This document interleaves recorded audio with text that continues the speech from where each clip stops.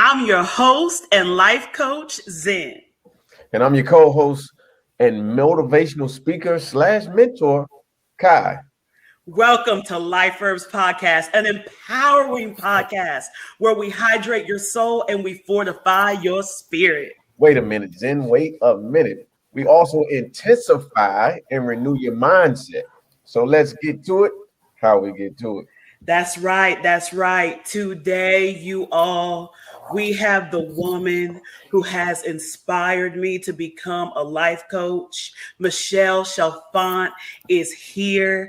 I am so excited to have her. Just to tell you a little bit about Michelle. Michelle is a therapist, holistic life coach, author, podcaster, motivational speaker, and developer of the adult chair model that has truly changed my entire life. Michelle has got me through some very, very difficult times. And honestly, you all, if it wasn't for Michelle, I would not be here doing this podcast and I wouldn't be a life coach today, honestly. The adult chair is a transformational model of self-realization that helps people across the globe discover who they are, knowing themselves, right? Because how to get unstuck and improve their relationships and develop self-love. With over 3.5 million downloads of her podcast, Michelle hosts the Adult Chair podcast, where simple psychology meets grounded spirituality, and where she gives people the tools and techniques needed to find their power and transform their lives. She truly is activational and transformational, you all, with over 25 years of experience in all areas of self-healing. You can learn more about Michelle and her model by visiting theadultchair.com. Michelle Chalfant, welcome to Life Verbs Podcast. Please tell us more about your amazing self. I just love you guys. First of all, Zen, like I'm listening to you, and did you see me? Like my cheeks hurt because I can't stop smiling. Thank you both for having me on the show. I'm really, like I was saying to you before, just honored, truly honored to be here. I think what you guys are doing is amazing, and the world needs you, both of you, and your message. Like, it's beautiful. So my cheeks hurt from smiling, son. And I can't stop, Mama. Okay. So tell us more about yourself and tell us more about the adult chair model that has truly transformed so many people's lives. Yeah. So I'll just give you like a little bit about my own story, if that's okay with you, and then how the adult chair kind of came to be. But I grew up in upstate New York, and dysfunctional family, a lot of drinking. I became very codependent. Adult child of alcoholic was my tagline, as well as codependency, anxiety, depression. I had suicidal thoughts quite a bit in my teen years and even in my 20s. And I had such negative thinking, like a lot of ruminating thoughts that were so negative all the time. And I had this idea that maybe if I could figure out how to love myself, because I deducted I clearly do not love who I am. Like the way I talk to myself, I must hate myself. So if I can figure out how to love who I am, then maybe all the negative thinking will go away. So I literally was like a trailblazer. I just blazed down my path. I had this internal desire to learn how to not just heal myself, but I said, and I've got to figure this out for the rest of the world, because I know I'm not the only one. and I became a therapist. And then I, of course, like almost 20 years later, also became a life coach. But along the way, I read every book I could get my hands on, from traditional psychology books to spirituality books. I was always very drawn to spirituality and the whole play of energy and, you know, what used to be way back when sort of non-traditional, which is very traditional now, you know, meditation, everyone knows what meditation is, you know. But along the way, you know, I was realizing I was getting a little better. And I'm trying to summarize like 25 years. I was getting better. I was, of course, feeling better over the years. But I just kept saying, you know, I need to, and I was teaching my clients everything that I was learning. And along the way, I had so many beautiful mentors. And there was a mentor that I had, and we were doing chair work in one of her workshops. And just working with the 3 chairs. Actually, she had a lot more chairs, but I like the idea of working with chairs. It's Gestalt therapy. It's very experiential, which I love. Yeah. And it made sense to me. I'm like, you know what? That was the moment, like about 10 years ago, when it hit me. Like, we're all looking for how to be healthy adults. Yes. You know, we don't know how to do that well. Thanks. If we don't have really healthy parents or caregivers or whoever raises us, then how in the world are we supposed to show up in the world as adults and be healthy and have healthy relationships, whether it be at work or in any kind of relationship? So that's when really this whole adult chair kind of began. It was through one of my mentors, and I kind of took everything I learned from her and then took my 25 years of learning and just packed it all on top. And what do you know? I created this model. I said, I really want to develop this. It was always for my clients. Like, I really want to develop something for my clients that they can plug any issue into, whether it be anxiety, depression, codependency, feeling stuck, feeling like I'm a people pleaser, an addiction, whatever it is. There's got to be a way we can plug in anything into this model. So that's what happened. And over the years, you know, I just became healthier and healthier and healthier, and I felt less damaged. And I realized, gosh, you know what? It's my thinking that was so off. And then when I learned how to be a healthy adult, and I had like a touchstone, if you will, to go to, it just became so much simpler. I'm like, oh, wait, I'm showing up like this with my friends, with my mom, with my dad, with my grandmother, with my whomever, with my husband. And a healthy adult would do this. And that's what the adult chair model is. So the adult chair model is a manual for life. It's broken our lives down into 3 distinctive phases. So every human being goes through this. We are children, which is the age of 0 to 6. We are adolescents, which is, I go from 6 to 25. So that's pre-adolescence, adolescence, post-adolescence. And then we become adults, somewhere in the 20-year-old range. But again, if we didn't have healthy modeling while we're growing up, you know, when we're 25, we might not have the healthiest relationships and we're not so healthy. So what happens is we're physical adults. Like, physically, I might be 25 or 30 or 50 or 60, but on the inside, I'm still stuck in pre-adolescence. So true. So I have this thinking of, let me give you an example. While we're children, 0 to 6, we learn all about true emotions. Every human being has emotions. And we learn all about our emotions. Now, if we had parents, though, that said, you're fine, don't feel that. Right. You're not allowed to feel anger. Right. Why are you crying? You're a crybaby. We take all those emotions and we shove them inside. We numb out, right? Right. That's a big issue then when we're adults. We also learn about true needs. I need a hug. I need you to tell me that I'm lovable. Can you just tell me that I'm okay? If we didn't get that, again, it creates internal issues. So in the child chair, this is the first phase. We learn about true emotions, true needs, spontaneity, fun. I mean, kids have fun, right? Right. So an adult comes to me and says, why don't I have fun? My go-to is like, your inner child needs work. We got to go find that little girl inside you, that little boy. We got to figure out what's going on there because they're numbed out. But we learn about fun, creativity, intimacy, vulnerability, passion. When people come to me and say, I'm having issues with my partner and being vulnerable. Inner child work again. I go, we got to find that inner child. What's going on? Well, that part's numbed out, right? So that's what the child chair is all about. So again, if I'm working with an adult, boom, I know exactly what to do. We got to work with a child. We got to work with feeling emotions. We got to do all this work. Adolescent phase. This is where we learn to put masks over the beautiful, beautiful, precious beings that we all are, that we're all born. We're all born beautiful, precious beings, every single one of us. We get overlaid with masks. I've got to be the funny guy. I've got to be the girl that does everything. I'm a perfectionist. I'm a people pleaser. Codependency, the addict, all of these things the ego creates because my ego and your ego and everyone in the world says, I need to make sure that you're happy. I got to show up to make sure you like me and you accept me into your group, right? Mhm. But it might not be who you are at your core, right?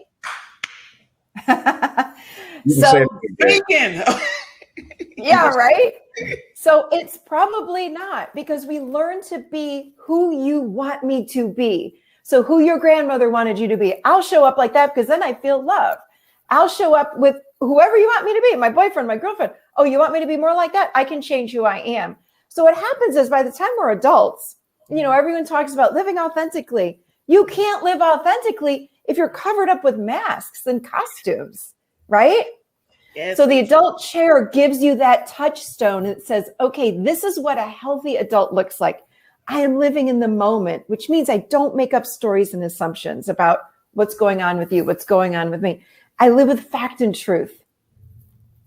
I live with boundaries. So many of us don't even know in the world of boundaries and why we would ever need to set a boundary, and they scare us. That tells me we're stuck in the adolescent chair. We learn how to feel empowered. We are strong. We learn how to feel our emotions. We learn how to express our needs. That's what healthy adults do. So if we're not doing that, we got to find our adult chair and learn how to live that way. So that's very condensed, but that kind of summarizes what the adult chair is all about. So any issue, anything going on in your life, you got a relationship issue, plug it into the model and you will find not only relief, but you'll know what to do. Oh, I got to do this. I got to learn how to feel my emotions. Just for an example. Before I'm sorry, I'm taking down notes. I'm sorry. I saw you looking down, Kai. I'm like, he's like you were saying too much. I couldn't keep it all the way that quick. I said, let me write this down. Look, every time I listen to her podcast, I'm like, I have a notebook full of notes. But so Michelle, the adult chair model is just absolutely amazing. I remember when you had talked on your podcast about not being able to articulate your feelings as an adult. And you were talking about how you had one of your clients sitting, they were in the adult chair and they were talking about a situation and you asked, how did that make you feel? And they're like, now this may not be the exact verbiage, but just an example, I wanted to punch a wall. Yes. Okay. But how did that, and you said, but again, how did that make you feel? Yeah. Describe what is that feeling, name that feeling. And because they couldn't name their feeling, you said, get up, right? And move to the adolescent chair. Because you have 3 chairs, correct? I do. I have 3 chairs. And again, you can do this work. This is what I love about this model is you can just do it on your own. Like you could really listen to the podcast and learn how to, a lot of people say this podcast is my therapist. I'm like, okay, good. You know, you can heal yourself using the podcast alone because I do. I thank you for saying that. I wanted to break it down so anybody could listen and learn how to apply it. So in your mind, think of 3 chairs. And in my office, I had a little chair. I was looking for it. I'm not in the right office, but the little chair. And then I had a different looking chair, which was the adolescent chair. And then I had this really big, beautiful chair with arms on it, right? The adult chair. So yes, I absolutely remember that person. I did this all the time. So if someone's not feeling their emotions, they're defending. And we defend from the adolescent chair. That's the ego saying, no, you're wrong, not me. Or no, I got to protect myself. But then what I would do is put them then in their child chair. And what's fascinating is that there's an energy to each chair. And I would sit back and I would just watch my clients. I'd say, okay, go from the adolescent, now move down to the child chair, but take a moment, take a breath, and then sit down. I have people that do this from the privacy of their own home. They set up 3 kitchen chairs and they do this work and they go, there really is a different energy in that child chair. I'm like, all chairs. So when they sit in the child chair, sometimes people just start crying and they're like, I feel something that I haven't felt. I'm like, yeah, I know. It's wild. So if people say, and let me just explain, remind people, I should say, every human being feels emotions. We are wired to feel emotions. You're born like this. What happens is, as we grow up, you know, Kai, I don't know about you when you were growing up and who raised you with emotions. Like, did you hear things like, oh, you're fine. Just be a big boy, you know, stop crying. Big boys don't cry, right? Yes. I don't know. I'm making that stereotypical of boys, but it's true. You know, I remember when my mother-in-law was over and I have 2 boys and they were little, like toddlers. And one of them fell and my mother-in-law does not do emotions, no shame and judgment at all. It's a fact. And one of them had tripped and he fell and his knee was bleeding. Like he was in pain. He was crying. And she says, come on. You're fine. And I said, no, he's not. He's not. He's in pain and it's okay. And I gave him a big hug and I said, come here, baby. You know, let me just give you a hug. But that's what I find people do with little boys. And then with little girls, they're allowed to cry only so much. Right. Because if you cry outside of that window, then you're a cry baby. Right. So it depends on how comfortable our caregivers are, whoever raised us, how comfortable are they with emotions? Right. And then they project their comfortableness of the emotions on us, right? Right. So now we're adults, and really, like, if I just let my mother-in-law, my children's grandmother, like raise my kids, they probably would have a difficult time with emotions. My husband and I are always working on how do you feel? Because he was raised in that household. Again, I don't judge or shame anybody. It's a fact. I was raised in an Italian opposite family with wild emotions. Everyone's crying, you know, too much emotion. And then my husband was raised with none. So there's a happy medium. But if you're somebody that doesn't know how to feel, everybody can feel. You just have to learn and you've got to practice, and anybody can do this. So what I invite people to do is, hey, so something happens, and then you just say to yourself, gosh, you know, how does that make me feel physically?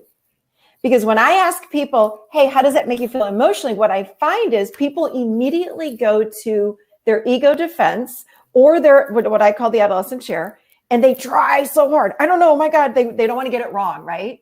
I don't want to get it wrong. Let me get this right. I'm feeling, I'm like, don't worry about it. Don't give me a name. I don't care about the label of what the emotion you're feeling. Can you tell me in your body where you feel that? And that's easy. And then people go, I feel a little knot in my stomach, the slightest knot. I'm like, there you go. Can you sit with that knot? I don't even care about the word. And what happens is they start feeling emotions. It's an energy that we're all feeling. And then they're getting in touch with their bodies. And all of a sudden they go, yeah, I think it might be sadness. And there might be tears. There might not be tears. It doesn't matter. But that's their homework then. I'm like, just keep practicing tuning into the body. You don't need to label anything. So that's how we begin feeling our emotions. It is so powerful. And that's at the root for healing anxiety, healing depression, healing codependency, healing people pleasing, all of it. If we could stay connected to what we're feeling emotionally, it's a game changer. That is the core of all my work is inner child work. Can I share something with your listeners? Yes. I have a free download. It's just theadultchair.com/inner child.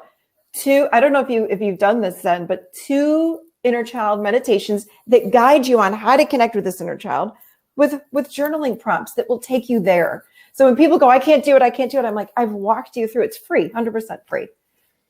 So that's emotions. And we all need emotions. We all need to feel emotions. If we're not feeling our emotions, this is my opinion, it leads to addiction. Because you know what? If I'm not feeling my emotions, then excuse me, let me say that in another way. If I'm uncomfortable with what's coming up for me, I'm going to reach for something to numb myself out. Exactly. So we reach for Netflix. We're going to binge out on Netflix. I'm going to reach for some chocolate ice cream. I'm going to reach for cake. I'm going to reach for a bottle of wine. Right. I'm going to reach for some weed. I'm going to reach for whatever, because I got to find a way. This is all from the adolescent chair, mind you. This is not from our adult. The adolescent chair, when we're living in that chair, we have an average emotional age of a 12-year-old. So think of yourself in middle school. So if I were to say to you, Kai, hey, you feel really bad. If I'm your friend and I'm in middle school, I might say, well, just have a beer. I mean, you know how numbed out we feel. It's like, right. Those are the ideas. Right. That's why we get, quick solution to the, yeah, you're right. Absolutely. Think about a kid that's in middle school. They don't know what the heck to do with emotions, but that's where we're getting our information from when we're having emotions coming up that we just don't know what to do with. That's so true. And I've done your the 30-day journaling that you do, and it's absolutely amazing, you all. And I encourage you to go to her website and do it, because it's not what you think. You're like, okay, journaling, I can do that myself. No. Yeah. The whole entire experience, and then even joining your Facebook community where everybody is sharing their experiences is so eye-opening and so transformative. Yeah. Kai, what questions do you have for Michelle? Get out your notebook, Kai. Yeah. I saw you writing some things down over there. Yeah, I mean, well, my first biggest question is the 3 chairs. How did that come about?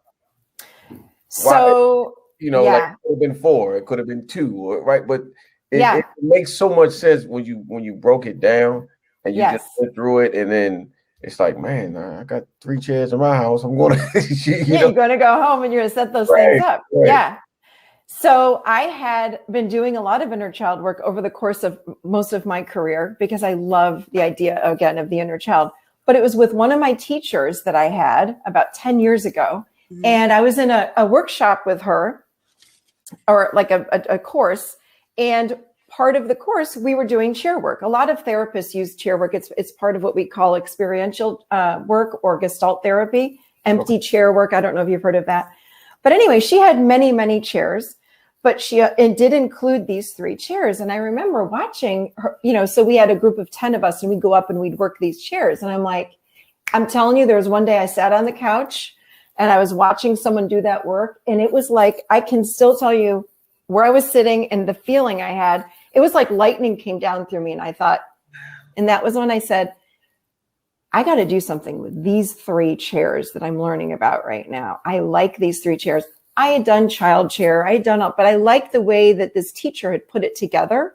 And I said to her after I go, I really want to take these 3 chairs and everything I've learned, and I'm going to create something from this. And I said, I'm going to create a model, because these 3 chairs are powerful. And I always did experiential work with my clients. I used a lot of blankets and fabrics, and, I had all kinds of toys and dolls and everything in my office.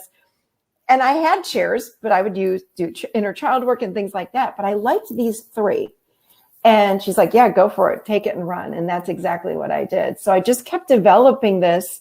And I wanted to make something really user-friendly for my clients. That's where this all came from, honestly.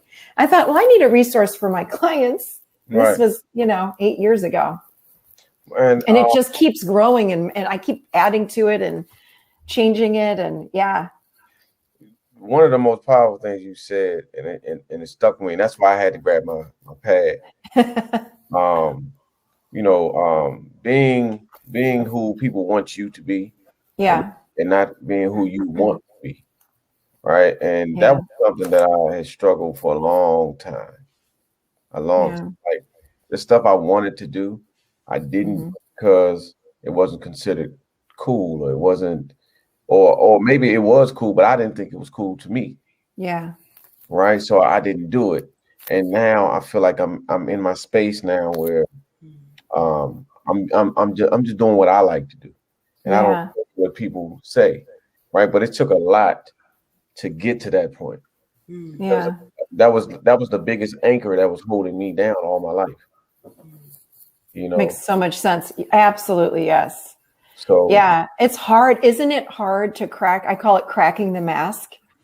It's like, dang, you want me to be putting myself out there? Like just as this? Yes. But that's terrifying. right. And it sounds so simple, right? Oh, yeah. Like crack the mask. That's so simple. Yeah. But it's not.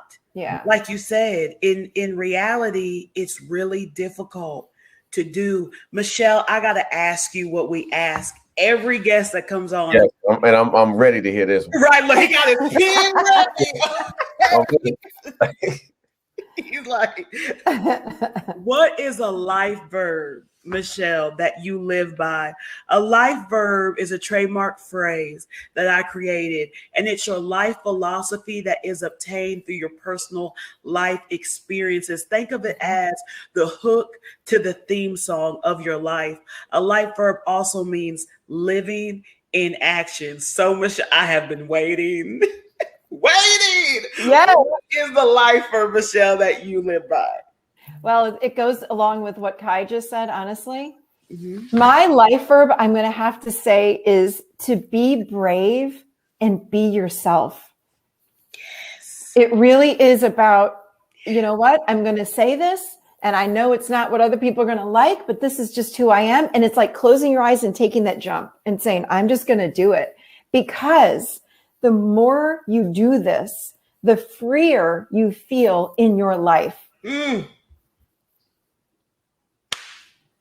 Truly, it's freedom. And, you know, I stand in my adult share workshops and I tell people my story. And that's the first thing we start out with. I start out and I go, let me tell you how I got here. And I talk about depression and suicide and all these things. And people, their jaw is like on the ground. I'm like, yeah. They're like, I can't, you know, and I have people that come up on break. They're like, I can't believe that you shared all that. I'm like, why? I don't care. Like, it's just who I am. It's part of my life. It's part of my story. When I was in high school, I had my dad's twin brother was a rager. And guess what I learned how to do? Rage. So I talk about that. I'm like, oh, I loved it. I'd pick fights. It was like an adrenaline rush. Like I was all about that. Like, and they go, that was you? And I said, yeah, but it's not who I am today. But it's part of what got me here. And that's part of my story. It is such freedom. Nobody can say anything to me now that it doesn't hurt anymore. And it's not to say you have to put your life out on Facebook or put it on. So you've got to know who you are and live by that. Right. Just like you were saying, Kai, you know, it's like breaking that mask and not being someone that you are not. Yes. Yes. You got to be yourself. Everyone on the planet has a unique personality and their mission is unique to the whole planet. You got to own that. You've got to own who you are. And we got to stop comparing ourselves to anyone and just get out there and do your thing, whatever it might be. What you're saying is so powerful. And the sad thing about it is that, you know, when I was growing up, platforms like this didn't exist. Yeah. Right? Yes, I know. So it makes it, you know, back then, all you could relate to or gravitate to was the things around you. Yeah. Like you said, people keep feeding you, you know, dumb down your emotions and things like that. Totally. You really start to, and it's embedded in you so much, right? So now that we have all these different platforms and we have different things that people can actually talk and things, like a lot of kids, a lot of youth, a lot of grown men need this, you know? So, wow, this is awesome. Like, yeah. Zen talks so highly of you. I felt like I had already known you before we actually got on here because, I mean, really, everything that she said, she's already said this to me a numerous amount of times. No, really, I mean, you know, about the life coach and everything. She's like, you got to meet this lady, and I'm so happy she's getting on. I'm like, okay. I actually, we just did a big interview with Philly's Favor 100.7, and Michelle, I gave you a shout out. Oh, you're so sweet. There because I was saying how I was like, I call myself the relatable life coach because I was like, my favorite life coach who has just influenced me so much, Michelle Chalfant, she says, you know, She goes through all her certifications, right? At the beginning of each podcast and describe who you are. But then you say, but I'm human. Yeah. Just like you. Like, I'm human. Totally. I don't have it all together either. I'm human, Nope. just like you.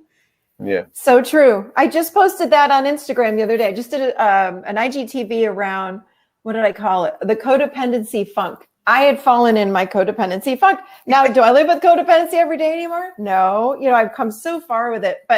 And people were commenting and they said, I can't believe you just put out here, you know, that you still have days of codependency. I'm like, I'm human. Yes. Right. I still have days where I don't feel like 100%. It's being human. Right. What do you do? Huh? What do you do? Oh, go ahead, Kai. No, I'm just saying, no, we're not robots. Like, people think that we just want to. No. And, you know, and people think if you're some sort of public figure, that you've got it all together, you know, and you're perfect and you never have issues. I just did a podcast with my husband, to your point, Kai, when we were talking about men with, I think that was podcast 250 or 251. Yeah. Because I almost got a divorce like a year and a half ago, 2 years ago, somewhere in there. Like it was going on for a while because I just reached this point where I was like, I'm done here. And my husband, and he turned it around because he learned how to feel his emotions.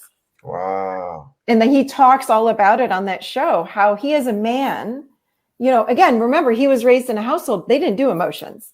And he started feeling his emotions. He became more relatable and relational with me. You know, I've always done my work and it was like overdue for him to do his. And he finally did it. And it transformed us. Again, will I stay married forever? I don't know, but it's good for right now.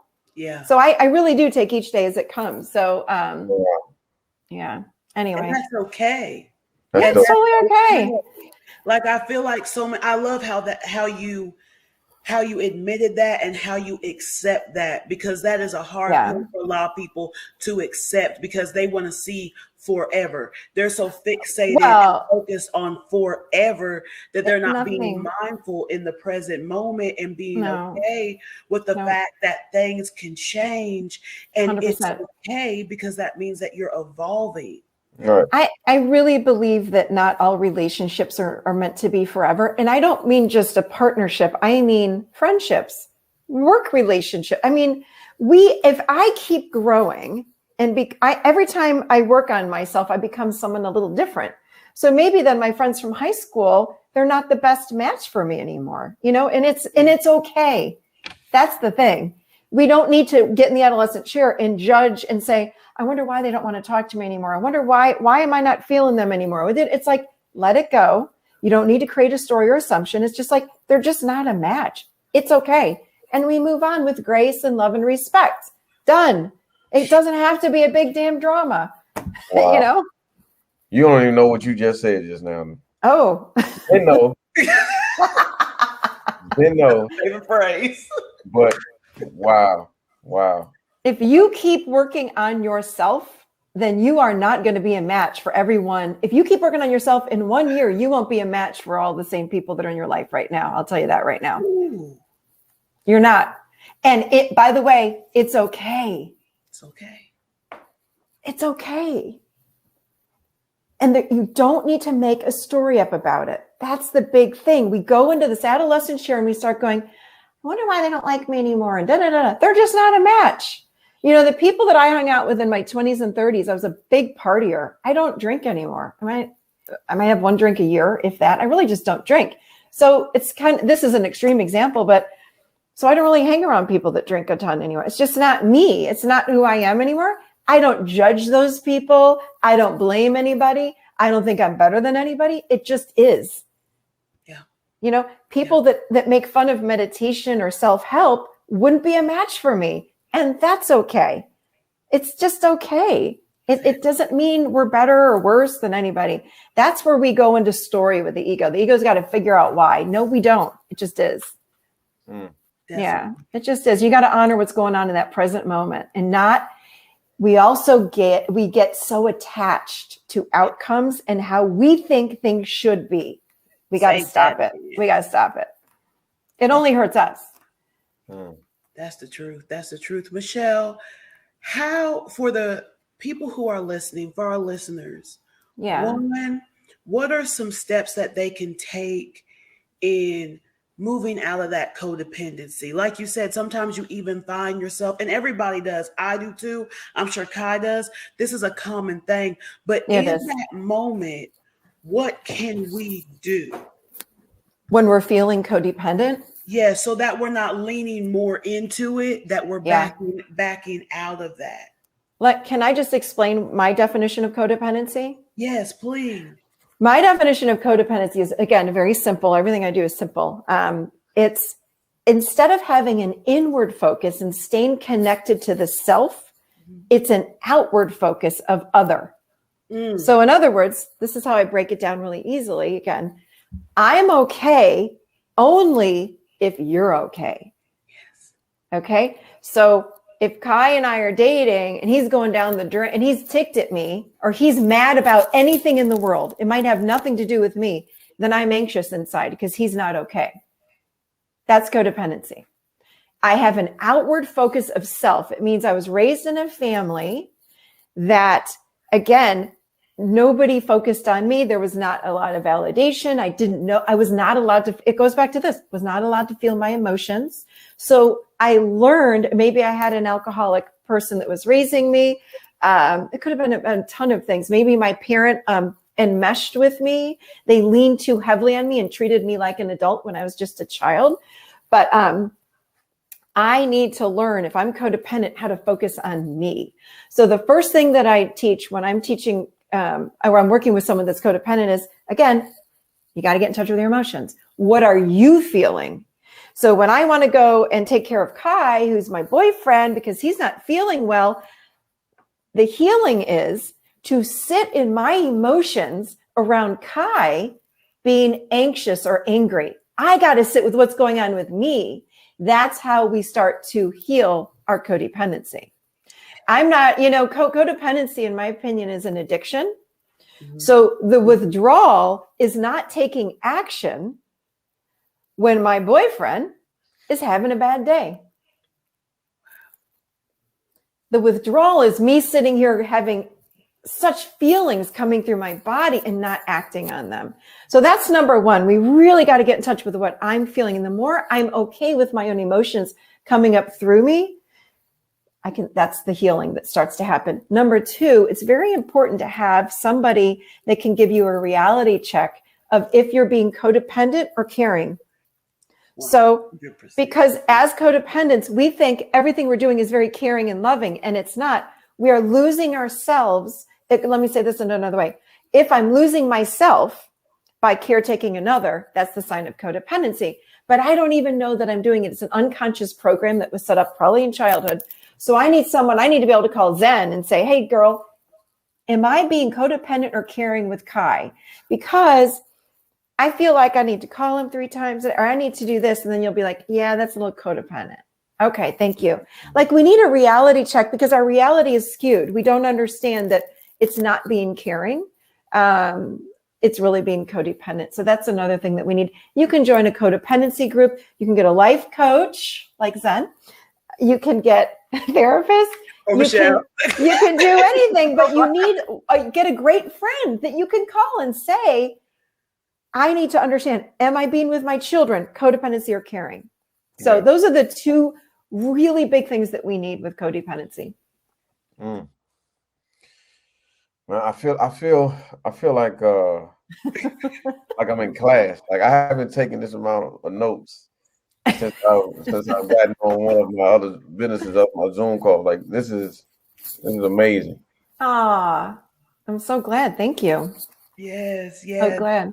My last question, and then I'll have Kai ask his last question, is can you please go over on your Instagram page, you made a video and you were talking about how PTSD and parts work go hand in hand when we are recovering from a traumatic event. This was super eye-opening. Will you please share that with our listeners today? Yeah.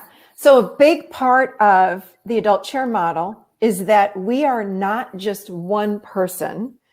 We are made up of hundreds of different parts that make up this one person, this whole self. So again, if you think about taking a picture of me and cracking it into, let's say, 500 pieces, one of my puzzle pieces is codependency. One of them is joy. One of them is I love to teach. It's like all of these different parts of self make up the whole self and who we are. So when we have trauma, what happens is we're going through life and something happens. Now we have trauma we call it big T traumas, which would be like a car accident, my house burned down, extremely traumatic.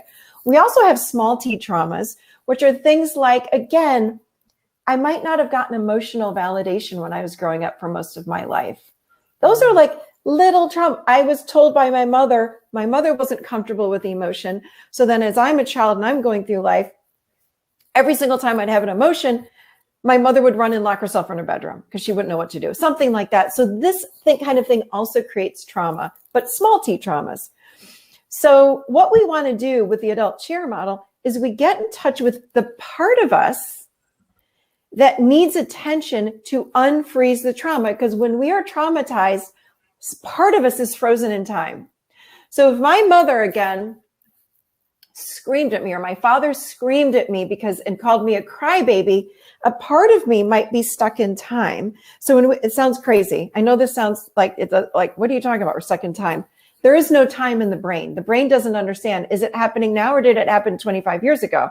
It's all at the same time. So we can go back and I'll say to a client, let's just say, okay, so tell me the first time that you remember that your father yelled at you when you were crying. And, most clients will say, oh God, I totally remember that. We're at the dinner table and I was really upset because I had failed my math test. And my dad said, get up from the table and go da-da-da. And I'll say, okay, so pause, how do you feel right now? My chest is tight. I feel like crying. Okay, great. Can you pop that part out? And let's have a conversation with that part. Quite often, it's an inner child part. So what we need to do is we re-educate that part of us that's stuck in the trauma.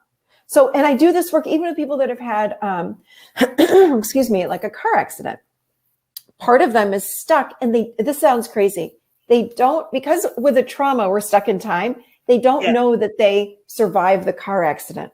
Mm-hmm. So we've got to go back and say, hey, can you go talk to that part of you and let it know that you survived? I wish, I can't even tell you, over the years, so many clients are like, that part had no idea. They think I'm still at the car accident. I'm like, I know. Or, oh my gosh, my child who's 5 years old at the dinner table with my dad said, we made it. And I'll say, let them know that you're now 40 years old. Yes. And you survived and you made it out of that household. Can you let your 5-year-old know you made it and you're okay? And you go and you talk to that one part and that part goes, wow, I had no idea. And then that part integrates back into the whole self. It's not frozen. And it sounds so simple, and it really is. Now, does this mean that with every kind of trauma, this works in this way? No, sometimes it takes more than one session, but I do parts work with clients that have trauma, and it's beautiful work.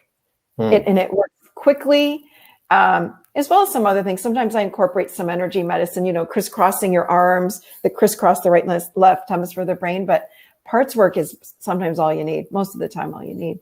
It's really powerful work. It reminds me of, there's a book that I'm reading right now, and it's called The Inner Bonding Workbook. Yeah, with Margaret Paul. Yes. I love her. Yes, I love her. Yes. She does great work. Great work.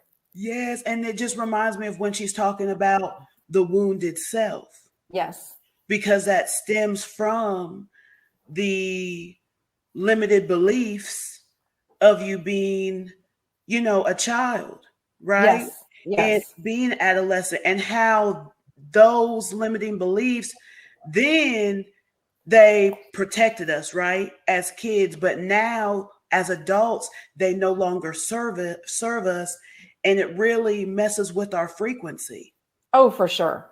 Yeah. We have these programs, if you will, quote unquote, in air quotes, programs, but it's what we learned growing up. And sometimes our parents don't say to us, okay, you're going to have an issue with, fill in the blank. but we're learning how not to be, like, again, not safe to feel emotions, not safe to speak up for myself, not safe to be myself, because I just got yelled at, or my brother beat me up when I told him that I wanted to be an artist or whatever.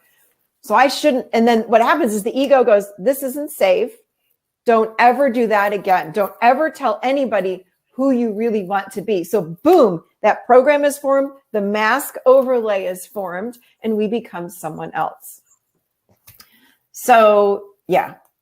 So going back and getting in touch with that part that's frozen can help unlock and reprogram these limiting programs that were formed in childhood. It's just like updating like your phone or your laptop. You know, you have to do the updates on it. Yeah.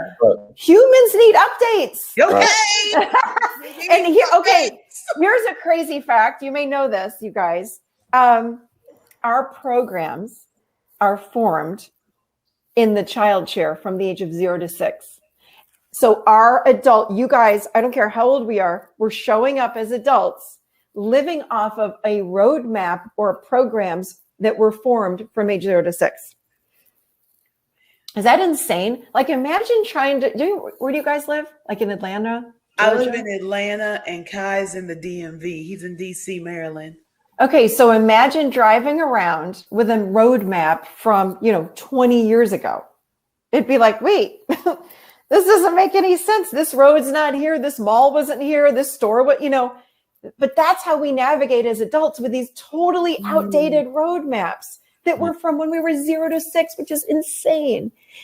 Everything that happens from age 0 to 6 gets dropped into the subconscious/unconscious mind. And that's how we navigate our lives every single day.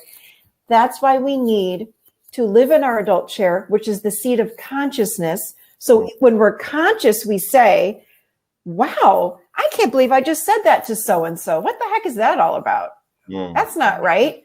And we can start then consciously reprogramming too. So yes, Michelle, I love it. I was going to ask you a question, but you already kind of answered it. It was on one of your Instagram posts. You put being when we're stuck because we're not creating, right? Mm-hmm. And you kind of answered that, because when we are stuck, it's like, why are we stuck? And that's because we're not letting out imagination, or we're not thinking. Right. Like that. Exactly. Exactly. No, exactly. I've already started following you. I should have been following you before. Facts. I probably look like a stalker right now because I like Just saying. But definitely going to check out the adult chair. This was phenomenal. I got some good notes, and I'm definitely going to refer back to them. So this was awesome. Yeah, Thank you. I'm so glad, you guys. Thank you. Of course, Michelle, and hang tight, because after we end, we want to chat with you for a moment. But please tell our listeners and our community where they can find you, because I know they're just dying. Well, you just go to theadultchair.com. Honestly, everything is there. True. I've got all kinds of free stuff. I wanted to share with your audience too. I've got a free 14 days to peace and balance. So it's just at theadultchair.com/14 days. So it's 14 days. So they're journaling prompts, and my journaling prompts then. Yes. I take people on a deep dive into the self, and they're all free. They're free, and you get 14 of these journaling prompts. But it really helps you to go below the surface into yourself and really learn more about yourself. But on the website, I've got a whole bunch of great meditations. Like I said, the inner child download, theadultchair.com/inner child. That's another place they can go. But if you just go to theadultchair.com, everything is there. And of course, I've got Instagram, which is michelle.chalfant. And I've got Facebook. Oh, you know what else? We have the Adult Chair Facebook group. It's a closed group. We've got a membership group that takes people really on a deep dive every month. I do a live stream. Everything's recorded, but I have a meditation. Everything's about a monthly theme. What are we doing this month?